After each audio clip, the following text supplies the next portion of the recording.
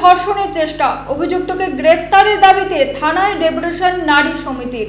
গত বৃহস্পতিবার রাতে এক ভাড়াটিয়া নাবালিকাকে ধর্ষণের চেষ্টা করে বাড়ির মালিকের ছোট ভাই লিটন দেবরায় নামে এক ব্যক্তি। পরে শুক্রবার তার বিরুদ্ধে থানায় মামলা করা হয়।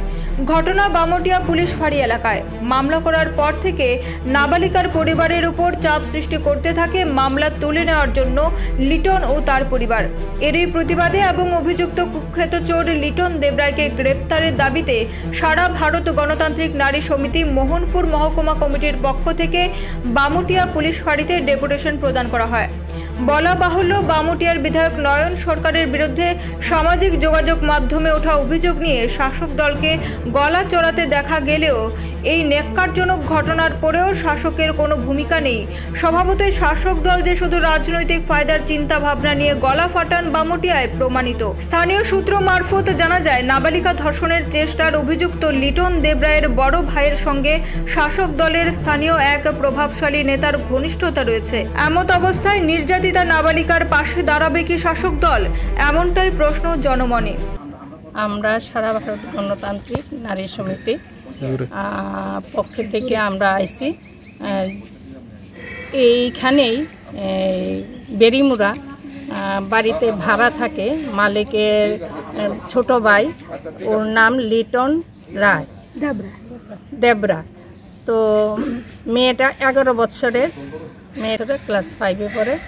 মেয়েটাকে একা ঘরে ডেকে নিয়ে, মা বাবা ঘরে ছিল না, ঘরে ডেকে নিয়ে ওর জামা কাপড় সব খুলে ওকে শ্লীলতাহানির চেষ্টা করে। তারপর ওর বাবা ঘরে এসে যখন ডাকাডাকি করছে, ও ছুটে দৌড়ে বেরিয়ে ও কান্না করছে যে আমাকে জোর করে ঘরে, অন্ধকার ঘরে রাত্র প্রায় 9টা, 19 তারিখ প্রায় রাত্র 9টা ঘরে ঢুকিয়ে ওকে শ্লীলতাহানির চেষ্টা করে এবং ধর্ষণেরও চেষ্টা করে। তো তার প্রতিবাদে আজকে আমরা বামুটিয়া ফাঁড়িতে আমরা আসছি এবং ওই অফিসারের সঙ্গে আমরা কথা বলি। উনি আশ্বাস দিয়েছেন যথেষ্ট চেষ্টা করবেন, এই সমস্ত কেসের মানে কোনো ধরনের কোনো ফাঁকি ঝুঁকির ব্যাপার নাই। তো আমরা আশ্বাস দিয়েছেন, আমরা আগামীকাল এসডিপিওর কাছে যাব, আমরা ওইখানে গিয়ে সব ঘটনা আমরা জানাবো। অতি সত্বর আমাদের দাবি যে আসামিকে গ্রেপ্তার করতে হবে এবং সঠিক তদন্তক্রমে ওর শাস্তির ব্যবস্থা করতে হবে।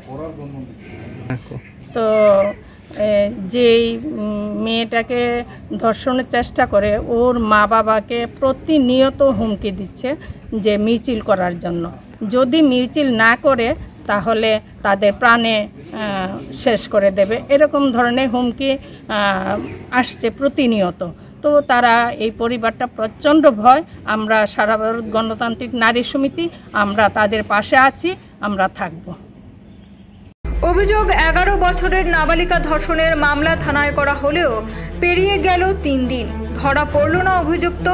নাবালিকার পরিবারকে দেওয়া হচ্ছে প্রাণে মারার হুমকি। কোথায় মহিলা মোর্চা, কোথায় শিশু অধিকার সুরক্ষা কমিশন? প্রশ্ন গোটা বামুটিয়ার জনগণের। ব্যুরো রিপোর্ট, পাবলিক নাও।